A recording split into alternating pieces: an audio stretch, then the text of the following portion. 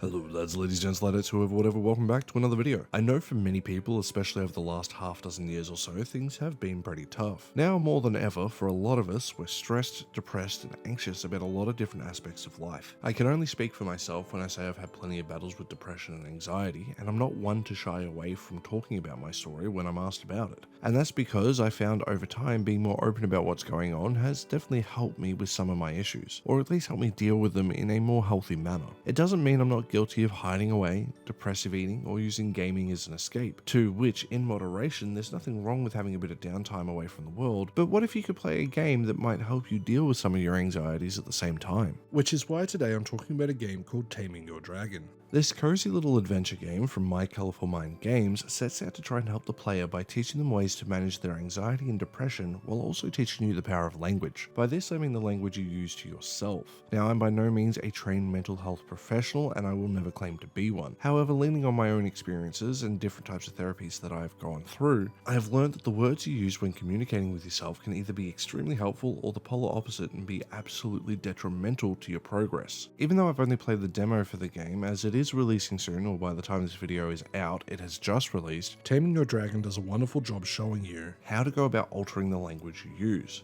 Because it's never all at once. Because let's be real, if we could all just talk to ourselves in a kind manner and give ourselves the respect we should, then we probably wouldn't have most of the issues that we do. But the game shows you that it's about slow and incremental change. It's about consistency and ensuring you try your best to keep treating yourself with kindness and love. This is done through the gameplay's speech bubble puzzles, and although as a game it's not something I would say is overly exciting, at least from the demo, or even overly challenging, it really forces you to focus on what the game is trying to teach you. It's more than just a surface level simplicity that it looks like, because it really forces you to focus on what the game is trying to teach you. It's more than just the surface level, and even though the game has a lot of simplicity to it, it makes delivering that message way better. It makes that message way easier to understand. In the demo, basically all you do is create an avatar, walk around and solve a couple puzzles. It doesn't seem like it's anything special compared to any other game on its surface, but as I said, it's not the aim of the game. It's trying to do something more than just be a game. It's going to be a tool that's in your pocket to help. And although there is a story that, from what I've seen and what I've gathered from talking to April, a clinical psychologist working on Taming Your Dragon, the story is also going to have a lot to do with dealing with depression,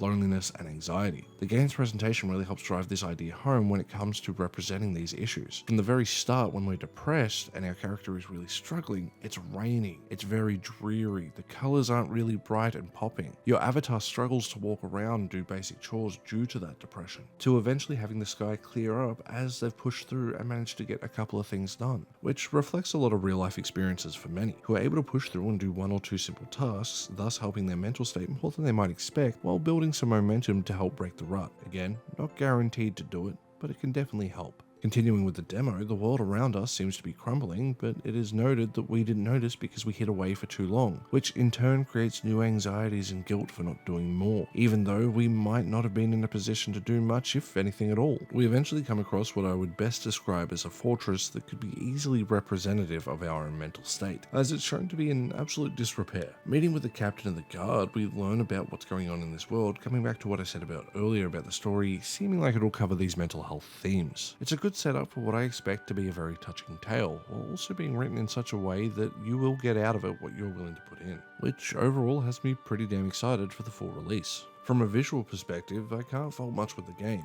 It does have pretty simple texture work, but it doesn't mean that it's something that I would say is visually boring. If anything, its use of specific colors in certain locations help drive home the message that it's trying to convey. It's not some symbolic masterpiece or anything like that, I'm not claiming that, but the game knows when to give and take color away. It knows when to be bright and when to be dark. The game's music inspires hope, but due to its more relaxed nature, it doesn't come off as something that's trying to push the game forward, more so supporting the laid-back nature of the game, allowing you to take it at your own pace, which ultimately is a goal of the game. Now, if I was to fault anything, there are two minor things from a gameplay perspective that can be a little hit or miss. Firstly, some of the animations can come off a little bit janky at points, but that could just be the fact that this is the demo and not the full release. Also, even though it grew on me as time time went by, the narration is something that isn't really what I would describe as Oscar worthy. And I don't mean any disrespect, but it does take a minute to kind of get used to the more storybook style of narration here compared to what you would typically see in most other games. Also, again, this is a small indie studio, so I can definitely cut them some slack. The game's puzzles, as mentioned, aren't particularly hard, but honestly, at least for the demo, I really enjoyed solving them, and as the demo went on, they got more and more difficult at a really good pace. I have played more than my fair share of puzzle games over the years, and I will say a lot of them overdo the jump in difficulty. Taming Yore Dragon does it at a pretty perfect pace. I hope it comes across in this video, but I am someone who does care about mental health, whether it be my own experiences or seeing my friends and those around them have their share of battles. I'm someone who at the end of the day wants to see everyone happy and healthy as long as it's not hurting anyone else, which made me really want to cover this game. So I had to ask April what inspired them to set out to make a game, let alone one tackling mental health, in which they let me know over the last 9 years of being a clinical psychologist, their waiting list numbers have only seen themselves grow, and they wanted to get a tool into the hands of the public that is easily accessible and affordable. It is important to note that this game isn't intended to replace therapy, and to focus on what April said, it is a tool. It is something that you might be able to use in order to help some of those hurdles that are in your way.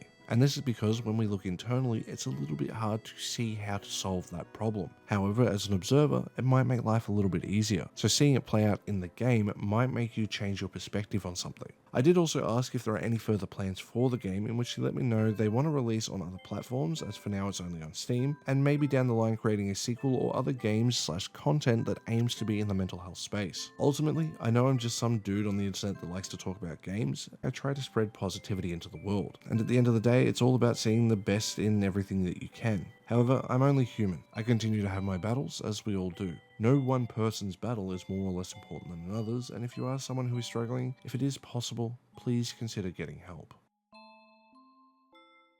So with that, lads, ladies, gents, ladetts, whoever, whatever, it brings us to the end of another video. I hope you enjoyed this look at the demo for Taming Yore Dragon, and I do sincerely hope that if you are someone who is struggling with mental health issues, that you do consider getting help if at all possible. At the end of the day, we are all human and we are all going to have bad days. So it's best to try and get help if we can get it. If you enjoyed the video, please consider giving it a like. If you want to go that extra step, you can hit the subscribe button. And if you want to go that extra mile, you can support me on Ko-fi, YouTube memberships, or Patreon, like these lovely people here.